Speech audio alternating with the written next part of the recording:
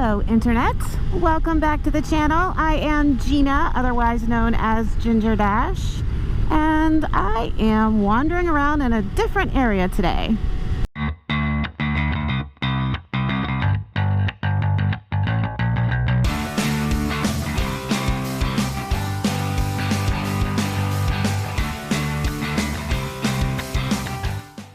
Trying to keep things semi-visually interesting when you're stuck in a relatively small space. I don't live in a very large town, and there's frankly not that much scenic roadways nearby, and I don't tend to venture too far from home when I'm doing motovlogs, because I would prefer to keep my focus on the road as much as possible when I'm out for a ride, and motovlogging, no matter what anyone tells you, is gonna pull your focus a little bit. And that is actually the subject of today's video. After thinking about this long and hard and trying to come up with something I wanted to talk about on the channel, I decided I would talk about why I decided to motovlog at all and how I ended up here. As most of you know, if you've seen any of my other videos, you know that I bought a motorcycle almost a year ago. I'm coming up on my anniversary, bike-iversary, whatever, within the next week or so. And that means I've only been riding for a year, had no experience prior to that, and yet here I am doing a motovlog. So I wanted to kind of give you an idea of how I got to this point, and maybe even an idea as to where I think I may go with the channel. And I'm going to tell you right now, I'm not really sure. What I can say is that the motovlogging community on YouTube is much larger than I realized it was. And I have received so many incredibly warm welcomes from, my goodness, just so many people out there doing the same or similar type of video content creation, and it has been so incredibly unexpected. Like, I just didn't know how large the motovlogging community was on here, and that's because I never heard of a motovlog until, I don't know, maybe a month or two after I actually bought my bike. I bought my bike about 6 weeks before Florida went into lockdown with the pandemic last year, 2020. And so, like a lot of other people, I basically fell down the YouTube rabbit hole. And that is how I discovered motovlogging. But before I get to that part, I want to back up and say that what I first started searching for on YouTube after I bought my motorcycle was training channels, like channels specific to motorcycling. Things that would give me perhaps exercises and tutorials and tips and just explanations of concepts and, I don't know, things I didn't learn in the MSF, which, let me tell you, is a lot, because it is a basic rider course, and that's why it's called basic, because it is the basics you need, and then you have to go out and avail yourself of other resources to learn the rest of what's involved in riding a motorcycle. But what I did was I discovered several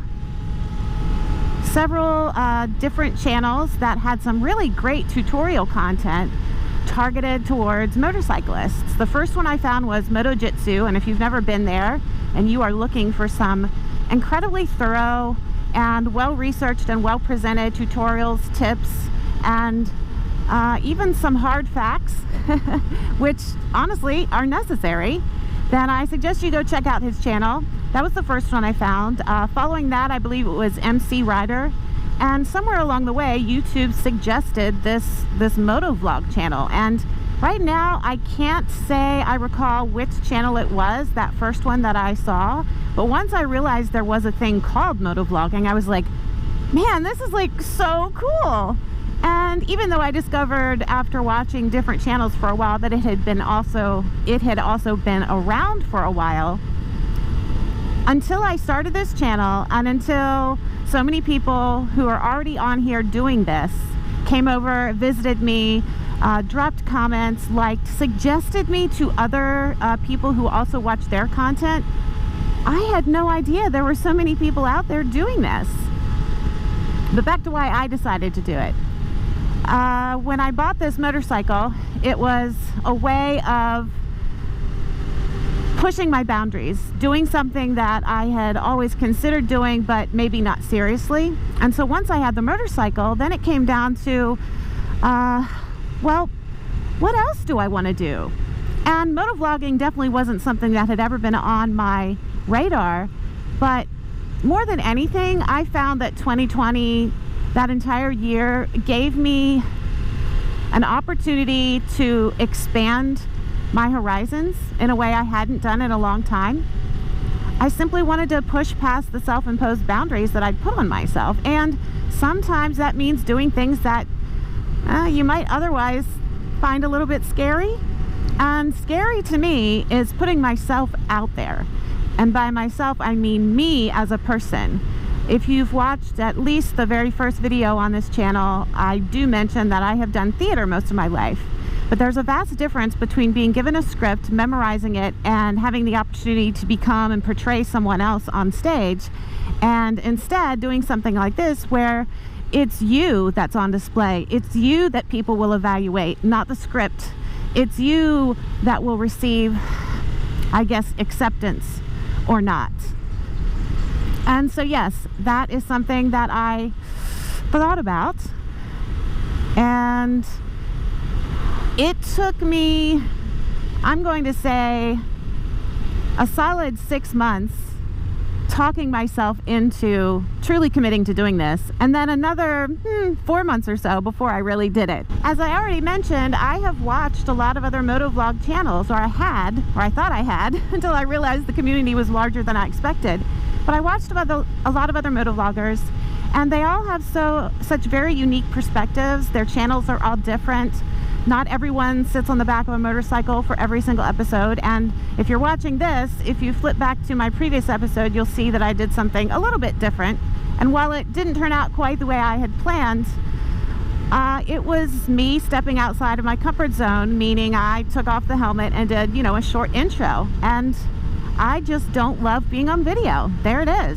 But I did it, and I'm going to continue to do this as long as I can come up with content to keep people coming back and watching it. And also I realized that if nothing else, this channel will be something quite hilarious for me to send my grandchildren to one day. And I don't have any of those yet, but eventually I will. And seeing Granny on the back of a motorcycle, it's probably pretty funny, or at least unexpected. So content is something that I think most people find challenging on any channel. But for me, I had decided, ahead of time that I wanted to have, I don't know, say between 5 and 10 ideas, and I also wanted to have several different videos ready to go before I actually posted my first one. And that worked okay for like the first 3 weeks. And then I had a rainy weekend, and I couldn't go out. And then last weekend, although I did use that footage for the video I posted prior to this one, I had a challenging weekend. And as far as motovlogging is concerned, I am enjoying doing it simply because I find it stretches me as a person. It forces me to confront things about myself that aren't always easy to face, and that is that, I don't always have the most confidence. Despite what people may think who are in my life, you can hide a lot of self-esteem or self-confidence issues. You can fake it till you make it, and you can do that throughout your entire lifetime, not just in business or personal relationships. Regardless, I'm committed to trying to do this. I am committed to doing my best to come up with content, and I'm also curious, if you're even still watching at this point, what you as viewers look for in a channel like this. Do you expect people to always stay on the back of their motorcycle and do pure motovlogs and nothing else? Do you want the channel personality, the channel owner, to actually, stop and take that helmet off and talk to you face to face? What do you look for that keeps you coming back to view video after video? And while I acknowledge that I'm not specifically in this YouTube environment for the purpose of a career, that doesn't mean I don't want people to watch what I'm doing, because that is a little bit of a reward to get reactions and even suggestions. Constructive criticism is always welcome as long as it's that constructive. But when you put a lot of time into something, you do want to receive something back for that. And I think most of the people here on YouTube get something beyond money in some cases. And that is simply, you know, some certain amount of validation that you're heard, that you're seen. And in today's world, it's harder to do that than ever. Speaking of which, if you have not yet subscribed to the channel, please consider doing so. I would appreciate it. I am growing ever so slowly. I'm still a small channel, as I have mentioned in previous episodes. Maybe one day that won't be the case, but for now, any interaction you make with this page helps me with that YouTube algorithm everyone likes to talk about. So like, comment, subscribe, all of it's welcome and much appreciated. The last thing I'm going to say to kind of wrap up this particular episode is that overall, the reason I chose to do a motovlog was to force me to do something and confront something I was not necessarily comfortable with. And that is being myself and being transparent and being open and accepting that I'm not perfect and that I don't have to be. No one is, but I think a lot of times we have really high expectations of ourselves. We're hard on ourselves. I know I am. And this was a chance for me to say, you know what? I'm going to do something. It may not be perfect. I may not have a lot of people who even enjoy it. But you know what? I'm going to do it anyway. And that's where we are now. So thank you if you stuck around this long. I appreciate it. Consider coming back again when I talk about something else random. I have ideas. I just don't know what I'm going to do with them yet. Either way, it's a beautiful day here in Florida. I hope you're having a good one wherever you are. And that's all I've got for you today.